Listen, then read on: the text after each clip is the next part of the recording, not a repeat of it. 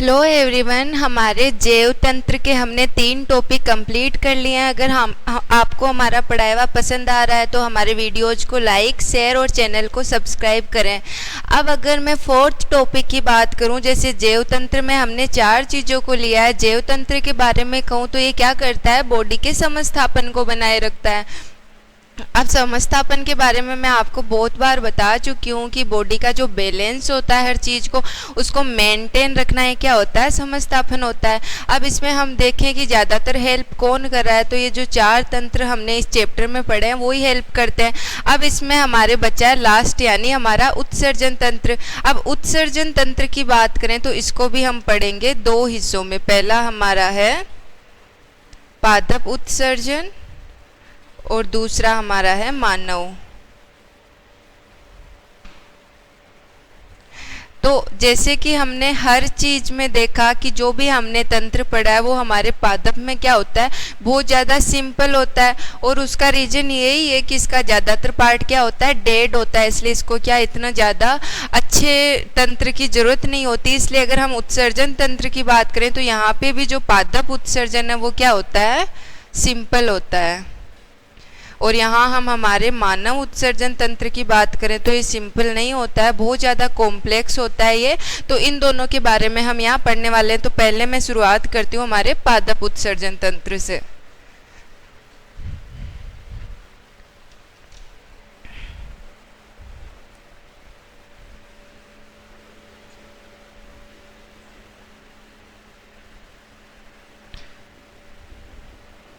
पादप उत्सर्जन तंत्र की बात करें तो इसमें कोई विशेष ऐसा नहीं होता कि उत्सर्जन तंत्र जैसा कुछ पाया जाता है। जैसा हमने देखा इसमें अगर हम कहें वाष्पोत्सर्जन में या हम कहें विसरण में गैसों के, सब जगह क्या होता है, सिंपल ही चीज़ें पाई जाती है। तो वैसा ही यहाँ उत्सर्जन तंत्र में होता है। अब अगर हम गैसियस एक्सचेंज के लिए कहें तो उसमें तो यहाँ पे क्या वर्क करते हैं, रंध्र वर्क करते हैं। और वहीं पे हम वाष्पोत्सर्जन की बात करें या जल के लिए बात करें तो परिवहन में कौन वर्क करता है, जाइलम फ्लोएम वर्क करते हैं या परिसंचरण में। वहीं अगर हम उत्सर्जन की बात करें तो पादप में क्या होता है कि जैसे उत्सर्जन के लिए हम कहें तो इनमें पादप की कोशिकाओं की बात करें तो उनमें क्या होती है, बहुत ज़्यादा रिक्तिकाएं पाई जाती है। अब रिक्तिकाओं के लिए अगर ये चीज़ हम कहें कि एनिमल में या प्लांट में, तो प्लांट में बहुत ज़्यादा रिक्तिकाएं पाई जाती है।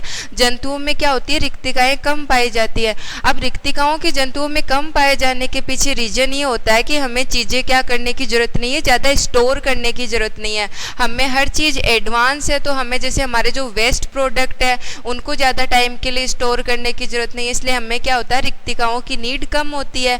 वहीं हम बात करें प्लांट्स की तो प्लांट्स में रिक्तिकाओं की क्या होती है, नीड होती है, क्योंकि ये क्या करते हैं, वेस्ट प्रोडक्ट रिक्तिकाओं में स्टोर करते हैं।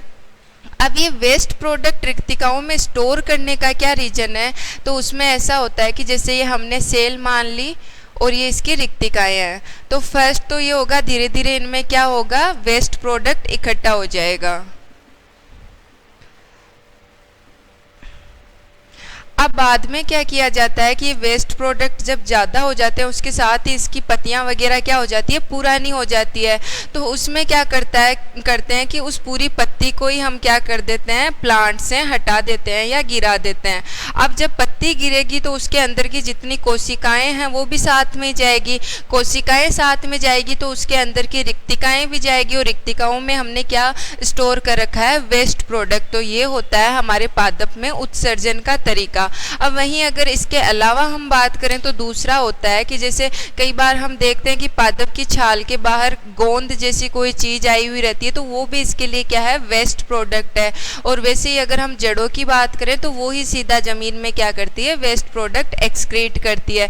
तो इसमें कोई ऐसा तंत्र विशिष्ट पाया नहीं जाता है। अब उसके अलावा बात करें तो पादप क्या करते हैं, अपने वेस्ट प्रोडक्ट को जाइलम में भी इकट्ठा कर लेते हैं। उससे इनको 2 फायदे हो जाते हैं, एक तो उसको एक्सक्रीट नहीं करना पड़ता, और दूसरा क्या होता है, धीरे धीरे जब वेस्ट प्रोडक्ट इकट्ठा हो जाता है तो वो जाइलम के साथ मिलके क्या करता है, प्लांट को मजबूती देता है या तने को मजबूती देता है। तो इसके उत्सर्जन तंत्र में इतना ही है। मैं इनको 4 पॉइंट लिख देती हूँ। पहला हमने कहा पादप वेस्ट प्रोडक्ट को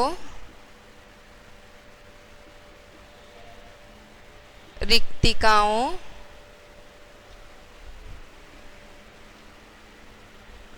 में इकट्ठा करते हैं,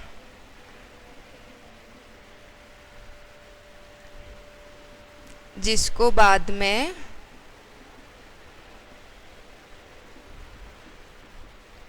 पुराने अंगों के साथ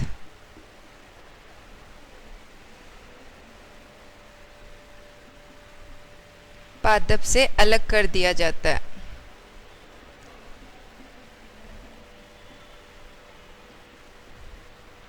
अब यहाँ पुराने अंग इसलिए यूज हुआ है कि जितना पुराना, जैसे कोई लीफ जितनी पुरानी है उसकी रिक्तिकाओं में क्या होता है, वेस्ट प्रोडक्ट उतना ही ज़्यादा होता है। तो अब वो अलग होगी तो इसका लगभग जो वेस्ट प्रोडक्ट है जिसको एक्सक्रीट ये करना चाहता है वो क्या होगा, प्लांट से अब अलग हो चुका होगा। अब इसके विपरीत भी एक प्रोसेस हमारे प्लांट्स में वर्क करती है।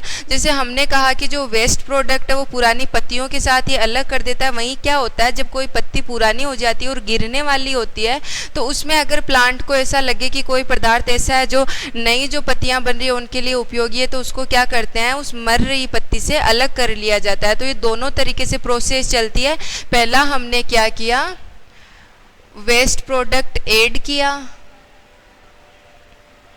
और दूसरा हमने क्या किया, न्यूट्रिएंट निकाला। यानी ये तो हमारे प्लांट के लिए ज़रूरी है, तो इसको हमने क्या किया, जो पत्ती मर रही है उसे बाहर निकाल लिया और जो वेस्ट है उसको पत्ती के साथ बाहर कर दिया। तो ये तो होगी पहली इसकी प्रोसेस। अब दूसरे की अगर हम बात करें तो उसमें मैंने क्या कहा कि जैसे कोई तना है तो वो क्या करेगा, गोंद वगैरह के रूप में उसमें जो भी वेस्ट प्रोडक्ट है वो क्या आ जाएगा, बाहर आ जाएगा। तो यहाँ पे दूसरा हम लिख देंगे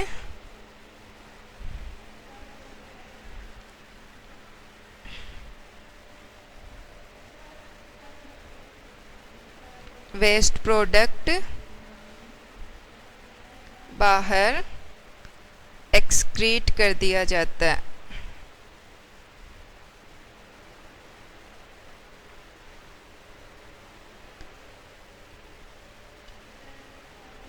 वहीं अगर हम तीसरे पॉइंट की बात करें या हमारी मूल की, तो मूल मिट्टी में वेस्ट प्रोडक्ट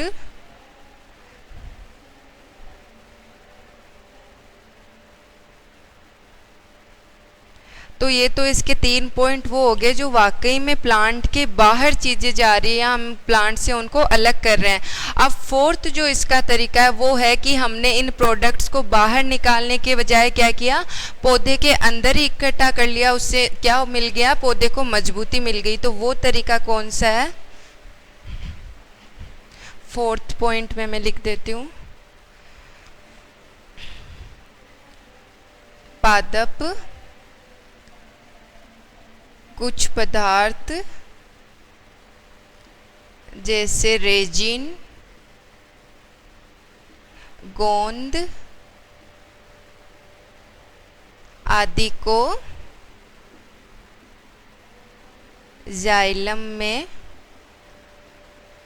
इकट्ठा कर लेते हैं,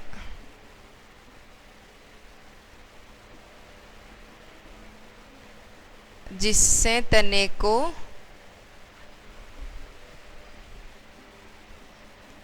मजबूती भी प्राप्त होती है। अब अगर हम इन 4 पॉइंट के बारे में सोचे तो प्लांट में तो एक्सक्रीशन के लिए कुछ खास है ही नहीं। वो ही बात हो गई कि इसका हर पार्ट क्या करता है, अपने एक्सक्रीशन का ध्यान खुद रखता है। अब इसका फर्स्ट जो तरीका है वो क्या है, इनमें रिक्तिकाएँ ज़्यादा पाई जाती है, उनमें वेस्ट प्रोडक्ट स्टोर होगा, और जब प्लांट से वो पार्ट अलग होगा तो उसी के साथ क्या चला जाएगा, वेस्ट प्रोडक्ट भी बाहर चला जाएगा। दूसरा, अगर हम तना की और मूल की बात करें तो वो क्या करते हैं, मिट्टी में या तने के ऊपर वेस्ट प्रोडक्ट बाहर आ जाता है। जैसे कई बार अगर प्लांट्स को देखें तो उनके ऊपर लिक्विड या गोंद जैसा कुछ रहता है, तो वो इनका क्या है, वेस्ट प्रोडक्ट है। अब अगर हम लास्ट पॉइंट की बात करें तो ये क्या कर रहे हैं, वेस्ट प्रोडक्ट को बाहर ना निकाल के अंदर ही इकट्ठा कर रहे हैं। इससे इनको फायदा भी मिल रहा है कि ये वेस्ट प्रोडक्ट धीरे धीरे जाइलम में इकट्ठा होगा तो क्या होगा, पादप के तने को मजबूती प्रदान करेगा। तो इसमें तो इतना ही है, यही 4 पॉइंट हमारे पादप उत्सर्जन से संबंधित है। अब बात करते हैं मानव उत्सर्जन की।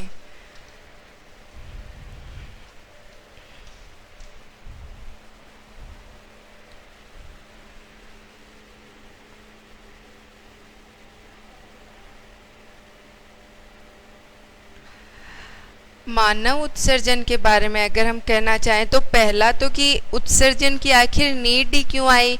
तो उत्सर्जन में तो ये होता है कि जब मेटाबॉलिज्म होगा तो वहाँ पे उत्सर्जन क्या हो जाएगा, जरूरी हो जाएगा। मेटाबॉलिज्म से क्या होता है, CO2 बनती है, उसके साथ ही कई नाइट्रोजनी अपशिष्ट बनते हैं। तो अब अगर वो हमारी बॉडी में बहुत ज़्यादा स्टोर हो गए तो क्या होते हैं, टॉक्सिक होते हैं। इसलिए उनको क्या करना पड़ता है, हमें अलग करना पड़ता है। अब CO2 के लिए हमने अलग से शोषण पढ़ लिया। बात करें अगर हमारे नाइट्रोजनी वेस्ट की या जो आयंस होते हैं जो ज़्यादा इकट्ठा होते हैं उनकी, तो उसके लिए कौन वर्क करता है, हमारा उत्सर्जन तंत्र वर्क करता है। तो पहला तो यही लिख लेते हैं,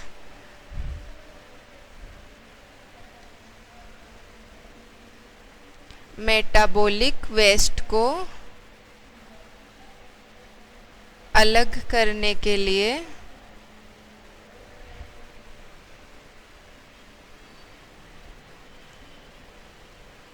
उत्सर्जन आवश्यक। अब अगर हम मेटाबॉलिक वेस्ट की बात करें तो उसमें मुख्य क्या होता है, CO2 हो गई या फिर नाइट्रोजिनस वेस्ट हो गए। इनमें क्या आ गया, अमोनिया, यूरिया, या फिर हम बात करें कई आयन हो गए। अब आयंस में क्या होता है, सोडियम हो गया, पोटेशियम हो गया, ये सब किस में आ गए, आयंस में आ गए। तो ये सब अगर हमारी बॉडी में ज़्यादा हो जाएंगे तो उतना अच्छा नहीं रहेगा। तो इनका क्या करना पड़ता है, हमें उत्सर्जन करना पड़ता है। अब उत्सर्जन की जो प्रोसेस हम मेनली किसके लिए पढ़ते हैं, तो वो है हमारा यूरिया और अमोनिया के लिए हम पढ़ते हैं। CO2 के लिए शोषण अलग से होता है और जो आयंस होते हैं वो क्या करते हैं, इसी उत्सर्जन के साथ हमारी बॉडी से क्या हो जाते हैं, अलग हो जाते हैं। तो यहाँ पे हम जो उत्सर्जन की प्रोसेस पढ़ने वाले हैं वो किसके लिए होती है, यूरिया के लिए। अब हम कहें अमोनिया भी तो बन रहा है, तो अमोनिया का क्या होगा, तो हमारी बॉडी क्या करती है, जो अमोनिया यहाँ पे बन रहा है उसको किस में चेंज कर देती है, यूरिया में। और इसको क्या कहते हैं हम, यूरिया साइकिल कहते हैं। ये आपके 11th क्लास में आने वाला है, अभी इसके बारे में कुछ नहीं दिया हुआ है। तो अमोनिया को यूरिया में चेंज करने की प्रोसेस होती है यूरिया साइकिल के थ्रू। अब हम कहें कि ये प्रोसेस जैसे कई बार हमारे दिमाग में होता है कि जब किडनी ही उत्सर्जन का वर्क कर रही है तो ये किडनी में ही होता होगा, लेकिन ये क्या होता है, किडनी में नहीं होता। कहाँ होता है, हमारे लीवर में। यानी लीवर में हमने चेंज किया अमोनिया को यूरिया में, यूरिया साइकिल के थ्रू। अब अगला सवाल ये हो जाता है कि हमने अमोनिया को आखिर यूरिया में चेंज क्यों किया। तो उसका रीजन ये होता है कि जो हमारा अमोनिया होता है ना वो बहुत ज़्यादा टॉक्सिक होता है। अगर हम इसे अमोनिया की ही फॉर्म में रखेंगे तो इसके उत्सर्जन में क्या लगता है, पानी बहुत ज़्यादा लगता है। अब अगर हम स्थलीय जंतुओं की बात करें तो हमें क्या होती है, पानी की कमी होती है, इसलिए हमें इसको किस में चेंज करना होता है, यूरिया में। तो यहाँ पॉइंट लिख देते हैं, अमोनिया ज़्यादा टॉक्सिक व इसके उत्सर्जन में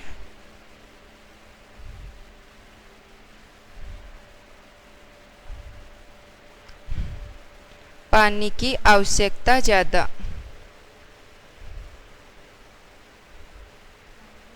ये तो इसका बेसिक हो गया। अब मैं अगर बात करूं जैसे अमोनिया के लिए हमने ऐसा क्यों कहा पानी की आवश्यकता ज़्यादा होती है, तो एक चीज़ हमें याद रखनी है कि अगर हम उत्सर्जन की बात कर रहे हैं तो इनमें 3 प्रोडक्ट मेनली होते हैं नाइट्रोजनस वेस्ट में। पहला हमारा अमोनिया होता है, यूरिया होता है और तीसरा होता है यूरिक एसिड।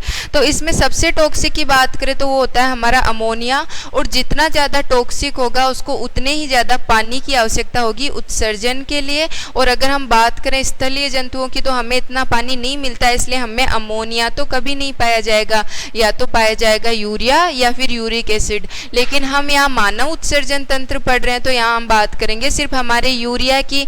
अब ये तो हो गया हमारा बेसिक नॉलेज कि हमें आखिर उत्सर्जन आवश्यक क्यों है, और अगर हम उत्सर्जन आवश्यक है तो उत्सर्जी पदार्थ कौन कौन से हैं। तो पहला उत्सर्जन तो आवश्यक इसलिए क्योंकि हमें मेटाबॉलिक वेस्ट होते हैं जिनको बाहर निकालना पड़ता है, और दूसरा अगर इसमें जो पदार्थ पाए जाते हैं उनकी बात करें तो ये मैंने यहाँ पे लिख दिए हैं।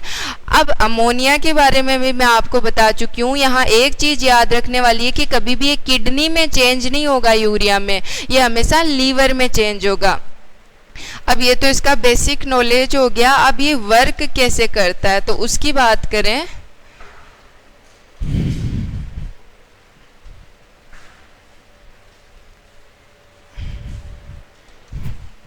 तो हमारा पहला पॉइंट यहाँ लिख देती हूँ।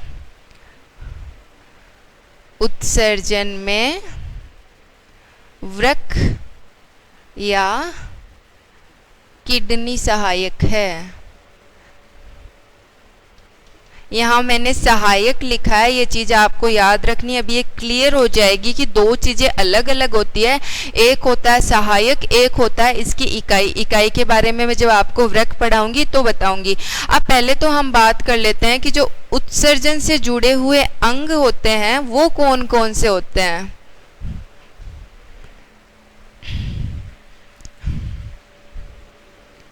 उत्सर्जी अंग। उत्सर्जी अंगों की अगर मैं बात करूं तो पहला तो हो गई हमारी किडनी, दूसरा हो गया यूरेटर, तीसरा हो गया यूरिनरी ब्लैडर, चौथा हो गया हमारा यूरेथ्रा। किडनी को हिंदी में कहते हैं वृक्क, ये हो गई मूत्रवाहिनी, ये हो गया मूत्राशय, और लास्ट हमारा हो गया मूत्रमार्ग।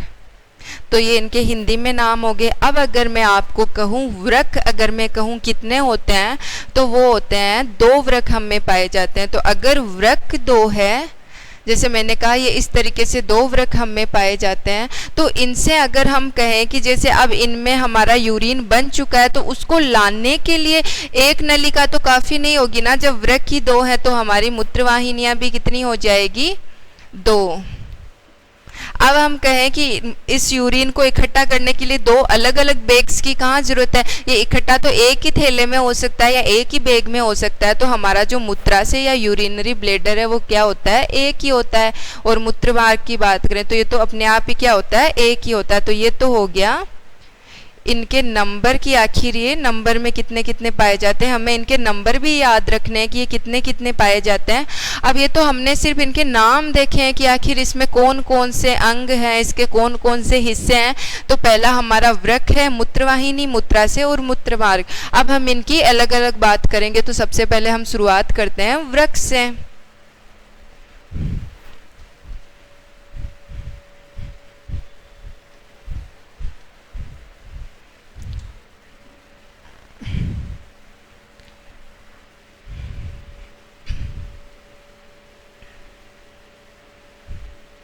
वृक्क के बारे में अगर सामान्य जानकारी आपको बताना चाहूँ तो ये हमारे डोर्सल पार्ट में पाया जाता है। अब डोर्सल पार्ट में हम कहें पाया कहाँ जाता है तो वो आपके कोर्स में दिया हुआ नहीं है, फिर भी जो हमारी लास्ट थोरेसिक होती है, थोरेसिक हमारे थोरेक्स पार्ट तक ही रहती है वहाँ में, और थर्ड लंबर जो होती है उसके बीच में हमारे वृक्क पाए जाते हैं। तो वृक्कों की ये स्थिति हो गई। और वो पाए कहाँ जाते हैं तो पृष्ठ भाग में पाए जाते हैं। अब पृष्ठ भाग और अधर भाग में मैं आपको पहले ही डिफरेंस बता चुकी हूँ। डोर्सल पार्ट जो होता है वो हमेशा जमीन के अपोजिट वाला पार्ट होता है, और वेंट्रल वो होता है जो जमीन की तरफ होता है। अब अगर हम ऐसे खड़े और जमीन की तरफ देखें तो हमारा जमीन की तरफ वाला हिस्सा हमारे सामने वाला हिस्सा होगा, यानी अगर हम डोर्सल कह रहे हैं तो ये पीछे वाली साइड में पाए जा रहे हैं। तो पहला तो हो गया इसकी स्थिति।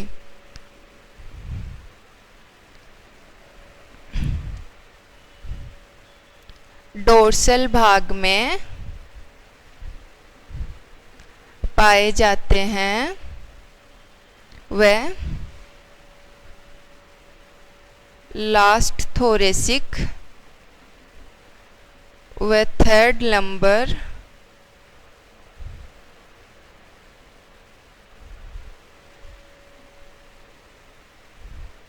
के बीच पाए जाते हैं। अगर इन दोनों हिस्सों की मैं बात करूं तो यहाँ आपको ये वैसे तो याद रखना भी ज़रूरी नहीं है। अगर आप इनको याद भी रखना चाहें तो यह आपके कशेरुक दंड में आते हैं। तो आपको जब मानव स्केलेटन पढ़ाया जाएगा तो उस टाइम इनके बारे में बता दिया जाएगा। तो इनके लिए माइंड पे लोड लेने की ज़रूरत नहीं है, आप इतना ही याद रख लें कि डोर्सल भाग में पाया जाता है, तो वो ही काफ़ी होता है। अब अगर हम वृक्क की कहें तो जो मेन हमारे यूरिन बनने का वर्क है वो कहाँ पे होता है? हमारे वृक्क में। तो इसका सेकंड क्या हो गया? स्थिति के बाद में पहले आकार की बात कर लेते हैं। सेम के बीज जैसा आकार होता है इसका। और अगर लंबाई चौड़ाई की बात करें तो 10 से 15 सेंटीमीटर लंबाई, चौड़ाई की बात करें तो 5 से 7 सेंटीमीटर चौड़ाई, और मोटा कितना होता है? तो 2 से 3 सेंटीमीटर मोटा होता है। यानी लंबाई तो ऐसे ऊपर से नीचे हो गई, चौड़ाई ऐसे हो गई, और मोटा की बात करें तो वो ऐसे हो गया। तो ये इसकी क्या है? साइज है। तो ये तो इसके बारे में बेसिक नॉलेज हो गया कि आखिर ये होता कहाँ पे है, और होता है तो इसकी साइज कैसी होती है, इसकी शेप कैसी होती है, उन सब के बारे में हमने पढ़ लिया। अब हम बात करते हैं इसके फंक्शन की या इसके कार्य की।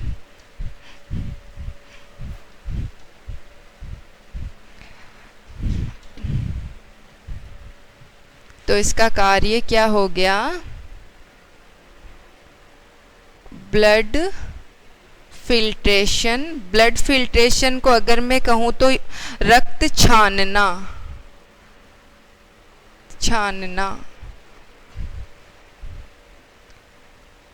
यूरिन निर्माण, ये हो गया इसका वर्क।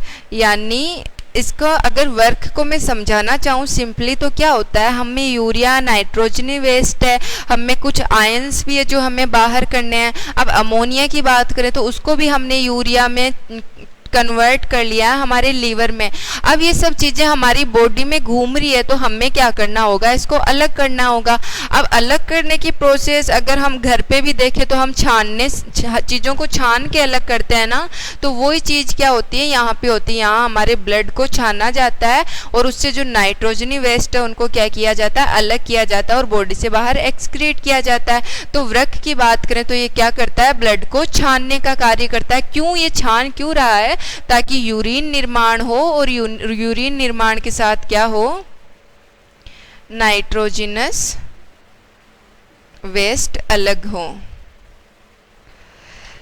ये तो इसके बारे में बेसिक नॉलेज हो गया। अब अगर मैं बात करूं हमारे वृक्क दिखता कैसा है, तो वो वापस जब मैं आपको बताऊंगी कि मूत्र निर्माण की प्रक्रिया कैसे होती है, उस टाइम मैं आपको क्या करूंगी? उस टाइम ही बताऊंगी ताकि आपको ये प्रोसेस भी आसानी से समझ में आ जाए। अब इस हिस्से के बाद में अगर मैं बात करूं तो वृक्क के नंबर कितने होते हैं? 2। ये हमें याद रखने वाली चीज़ होती है। हम इन छोटी छोटी चीज़ों में, अभी हमारे कोर्स की शुरुआत है ह्यूमन फिजियोलॉजी की, तो हम इन छोटी छोटी चीज़ों में कंफ्यूजन रखते हैं। तो इन चीज़ों को हमेशा याद रखना है कि कौन सी चीज़ हमारी बॉडी में कितनी होती है। तो वृक्क कितने होते हैं? 2।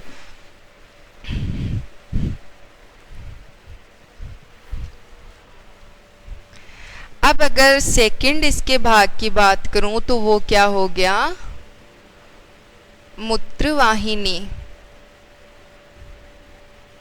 अब मूत्रवाहिनी पहला तो हो गया इसकी संख्या, तो संख्या में कितनी होती है? 2 होती है। अब मूत्रवाहिनी का कोई विशेष कार्य नहीं है। अगर मैं कहूँ यूरिन का निर्माण हमारे वृक्क में हो चुका है, तो अब उस यूरिन को यूरिनरी ब्लैडर तक ले जाने का कार्य कौन करती है? हमारी मूत्रवाहिनी। और हमने पहले क्या कहा? वृक्क 2 होते हैं तो उनके लिए एक मूत्रवाहिनी क्या नहीं है? काफ़ी नहीं है। तो 2 मूत्रवाहिनियाँ यहाँ वर्क करेगी। हर एक मूत्रवाहिनी एक वृक्क से क्या लेके आएगी? हमारे यूरिन को लेके आएगी। तो अगर इसके कार्य की बात करें तो क्या होता है? यूरिन को वृक्क से यूरिनरी ब्लैडर या बात करें मूत्रा से तक पहुंचाना। तो बस इसमें हमें इतना ही याद रखना है कि आखिर हमारी मूत्रवाहिनी का वर्क क्या होता है। अब उसके बाद में मैं बात करूं हमारे मूत्राशय की, तो मूत्राशय क्या होता है, एक ही होता है। अब दोनों वृक्कों से जो यूरिन का निर्माण हो रहा है उसको अलग अलग बैग में इकट्ठा करने की कोई जरूरत नहीं है, उसको एक बैग में भी इकट्ठा किया जा सकता है। इसलिए हमें मूत्राशय कितना पाया जाता है, एक ही।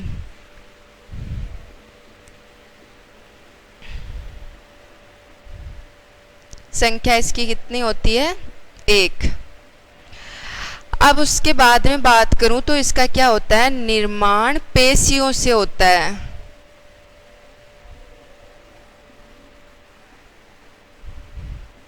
या ये किससे निर्मित होता है, पेशियों से निर्मित होता है। अब पेशियों से इसके निर्माण का रीजन क्या होता है कि जब यूरिन इसमें आके इकट्ठा होता है तो अगर इसकी साइज में थोड़ा सा भी चेंज नहीं हुआ तो इसके फटने के चांसेस ज़्यादा रहते हैं। लेकिन अगर ये मसल्स का बना होगा तो क्या होगा, ये लचीला होता है। अब जितना लचीला होगा तो ये थोड़े टाइम के लिए यूरिन को स्टोर कर सकता है, यानी अपनी साइज को बढ़ा सकता है और यूरिन को स्टोर कर सकता है। तो इसके डैमेज होने के वहाँ क्या रहते हैं, चांस कम रहते हैं। अब इसका एक और वर्क होता है कि जैसे अगर हमारा यूरिनरी ब्लैडर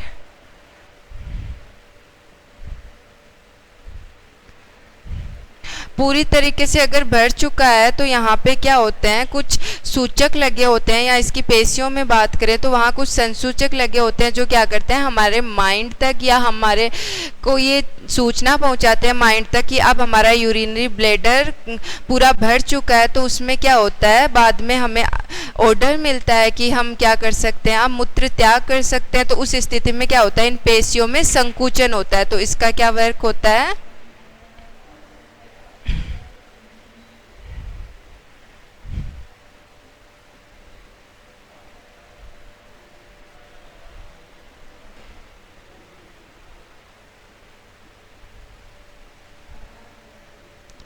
पेशियों में लगे रिसेप्टर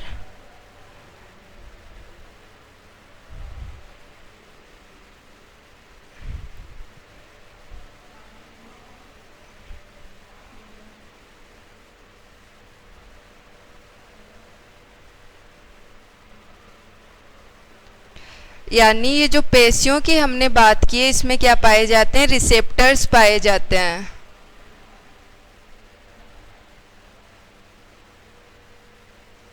अब इन रिसेप्टर्स का वर्क क्या होता है कि जब इसमें यूरिन आके इकट्ठा हो चुका है तो ये माइंड तक इस चीज़ को पहुंचाते हैं कि हमारा यूरिनरी ब्लैडर जो है वो क्या हो चुका है, फुल हो चुका है और अब हमें मूत्र त्याग की आवश्यकता है। तो ये स्थिति यहाँ पे कौन करता है, इस पे वर्क तो हमारा करता है मूत्राशय। तो इसका इतना ही वर्क होता है। अब लास्ट में तो अगर हम बात करें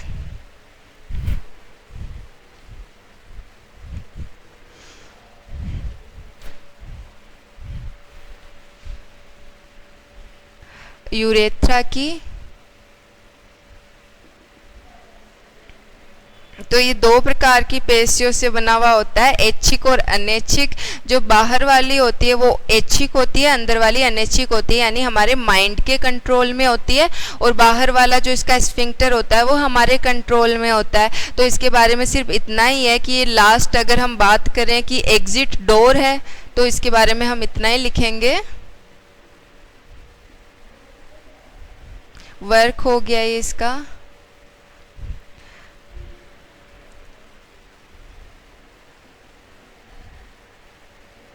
पेशी से बने अनैच्छिक व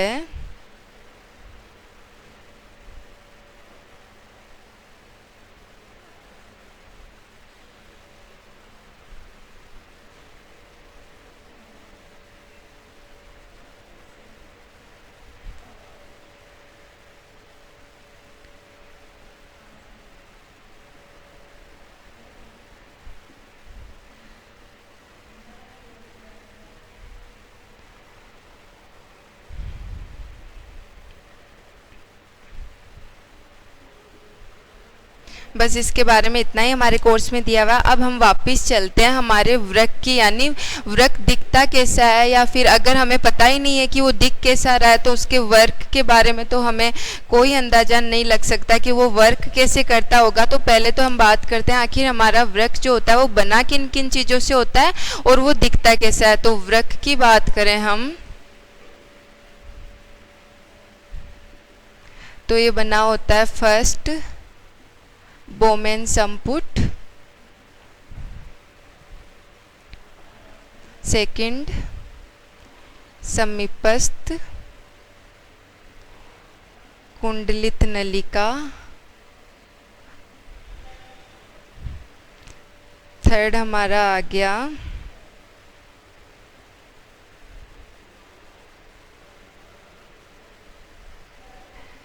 अब जैसे समीपस्थ कुंडित नलिका और दूरस्थ कुंडित नलिका होती है ना, ये एक ही जैसे चीज चलती है। अब उन दोनों को जो बीच में से जोड़ने का वर्क करता है वो कौन करता है? हमारा हेनले लूप। और लास्ट होती है संग्राहक नलिका।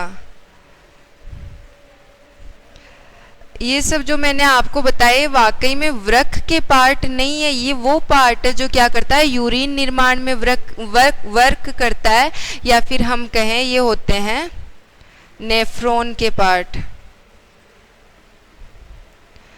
अब जो हमारे नेफ्रॉन होते हैं वो कहाँ पाए जाते हैं? वृक्क के अंदर।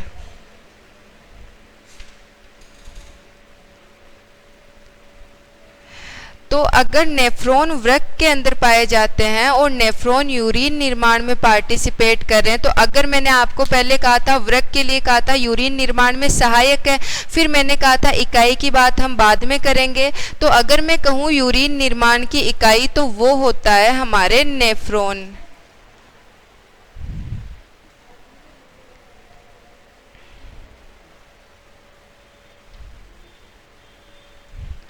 ये नेफ्रॉन हो गए, इनको यूरिन निर्माण की इकाई इसलिए कहा जाता है कि वाकई में जो यूरिन निर्माण होता है वो नेफ्रॉन पार्ट की वजह से होता है, लेकिन नेफ्रॉन कहाँ पाए जाते हैं? वृक्क के अंदर। इसलिए अगर हम सिंपल वे में कहें तो हम ऐसे कह देते हैं कि यूरिन का निर्माण कहाँ होता है? वृक्क में। लेकिन क्वेश्चन में इकाई वर्ड आ गया तो वहाँ हमें हमेशा क्या टिक करना है? नेफ्रॉन टिक करना है। अब ये तो सारे पार्ट्स हो गए। अब हम कहें कि आखिर ये नेफ्रॉन पाया कहाँ जाता है, तो वो मैं आपको डायग्राम के साथ बता देती हूँ।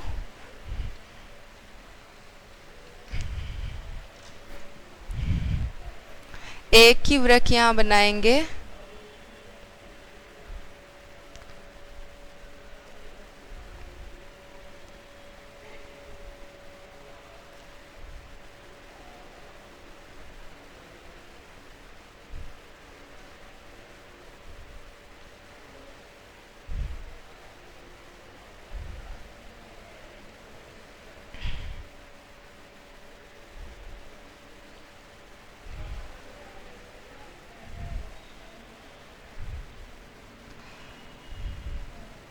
ये इस तरीके से हमारे वृक्क की स्ट्रक्चर होती है। इसके दो पार्ट होते हैं। जो बाहर वाला पार्ट होता है, कहीं भी देख ले अगर आप बाहर वाले पार्ट की बात की जाए तो वो हमेशा कोर्टेक्स होता है, वहीं अगर हम अंदर वाले पार्ट की बात करें तो वो होता है मेडुला। ये यहाँ अगर मैंने लगाया तो सिर्फ ये ही नहीं मेडुला है। हमारा कहने का मतलब है कि जो इसकी बाहर वाली आउटलाइन है वो तो है इसका कोर्टेक्स, और जो अंदर का जितना भी हिस्सा बच गया वो क्या है? इसका मेडुला पार्ट है। अब अगर हम इनकी बात करें तो इनको हम कहते हैं पिरामिड्स, क्योंकि इनकी शेप ऐसी है ना पिरामिड जैसी, इसलिए हम इनको पिरामिड्स कहते हैं। अब आई बात नेफ्रॉन की स्थिति की, तो वो कहाँ पे पाए जाते हैं? इनके अंदर पाए जाते हैं।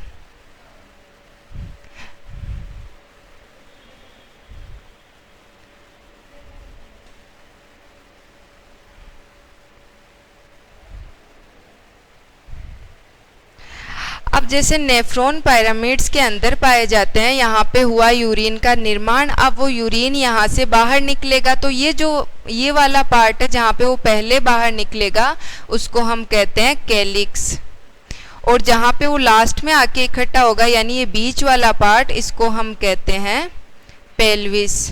और ये जो गड्ढे जैसी यहाँ पे संरचना है या इसकी ओपनिंग जो है इसको हम कहते हैं हाइलम। तो ये तो इसके बेसिक पार्ट्स हो गए कि कौन कौन से होते हैं। तो पहला बाहरी भाग को हम कहते हैं कोर्टेक्स, फिर अगर हम अंदर के भाग की बात करें तो उसको हम कहते हैं मेडुला, और यहाँ पे क्या पाए जाते हैं? पिरामिड्स पाए जाते हैं, जिनके अंदर क्या पाए जाते हैं? हमारे नेफ्रॉन्स या हमारे यूरिन निर्माण की इकाई पाई जाती है।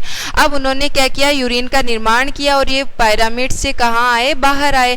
बाहर आए तो जिस जगह पे ये पहले बाहर आए उसको हम कहते हैं हमारे कैलिक्स, और जहाँ पे ये बाद में जो खाली जगह में आके इकट्ठा हुए उसको हम कहते हैं पेल्विस, और जहाँ से ये हमारे वृक्क से यूरिन बाहर निकल रहा है उस भाग को हम कहते हैं हाइलम।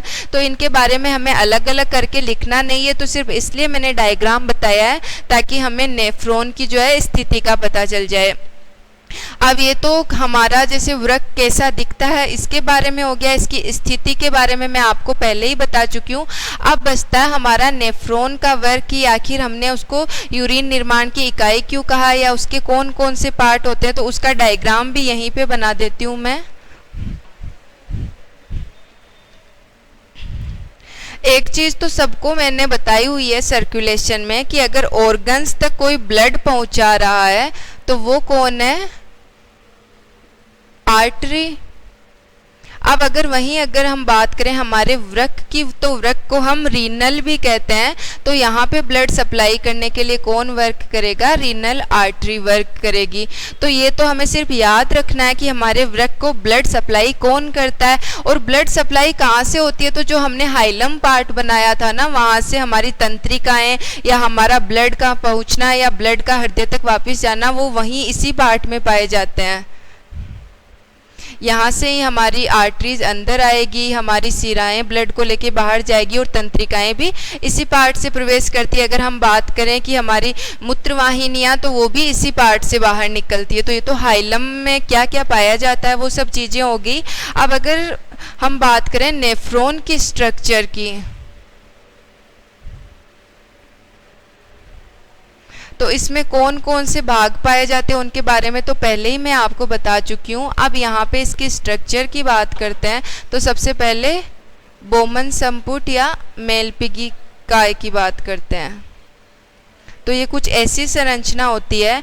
अब यहाँ क्या होता है, जैसे जो आर्टरी इसके अंदर आ रही है ना, वो किस में चेंज हो जाएगी, छोटी छोटी, पहले तो आर्टरी के रूप में इसके अंदर जाएगी, फिर उसके बाद में क्या करेगी, केशिकाओं में चेंज हो जाएगी, यानी पतली पतली कोशिकाओं में चेंज हो जाएगी, फिर वो थोड़े कम साइज के साथ बाहर निकलेगी। अब इसका रीजन क्या होता है कि जैसे साइज कम करने का रीजन है यहाँ पे प्रेशर बढ़ाना अंदर वाले में। अब जैसे यहाँ से तो इतनी मोटी आर्टरी अंदर जा रही है, बाहर निकलते टाइम अगर ये पतली होगी तो उसमें क्या होगा, ब्लड का फ्लो उतना ज़्यादा नहीं रहेगा ना, ब्लड फ्लो कम हो जाएगा, तो यहाँ पे प्रेशर ज़्यादा हो जाएगा। अब प्रेशर ज़्यादा करने का रीजन ये है कि हमको यहाँ क्या करना है, वेस्ट प्रोडक्ट को बाहर निकालना है। तो ये मैंने समझाने के लिए बताया, ये वापस एक्सप्लेन कर दूंगी मैं बाद में, लेकिन यहाँ ये सिर्फ आपको समझना है। अब अगर मैं बात करूँ तो ये दोनों ही अभिवाही धमनी व अपवाही धमनी है।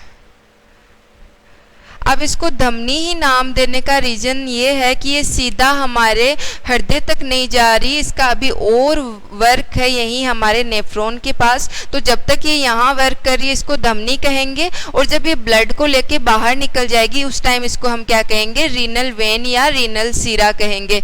तो ये तो इसका फर्स्ट पार्ट हो गया,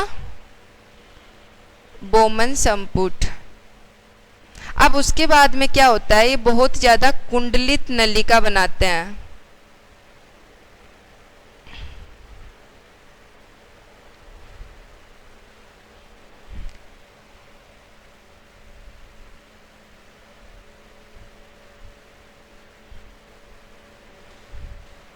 तो जो इसके पास में कुंडलित नलिका होती है उसको हम कहते हैं समीपस्थ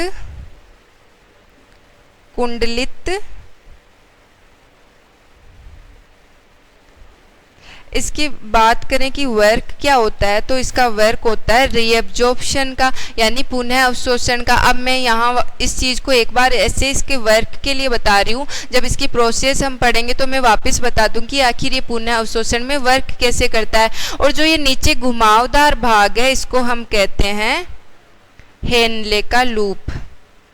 अब यहाँ लूप वर्ड आ गया तो उसका मतलब है घुमावदार को ही लूप कहते हैं, तो इसलिए हम इसे क्या कहते हैं, हेनले का लूप। और जो ये लास्ट वाला पार्ट है इसको हम कहते हैं दूरस्थ कुंडलित नलिका।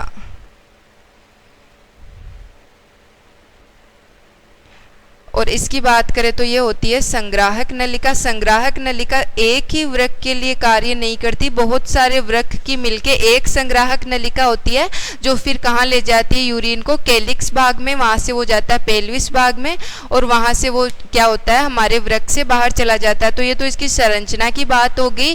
अब हमने वृक्क की संरचना देख ली, वृक्क की इकाई नेफ्रॉन की संरचना देख ली। अब बचा इसका कार्य। तो कार्य की अगर मैं बात करूँ तो इनके एक एक पार्ट का अलग अलग करके बताऊंगी, लेकिन आपके कोर्स में इतना ज़्यादा दिया हुआ नहीं है, तो इनका जो बेसिक वर्क होता है उनके बारे में बताना, वो हम हमारी अगली क्लास में पढ़ेंगे। आज के लिए इतना ही। Thank you.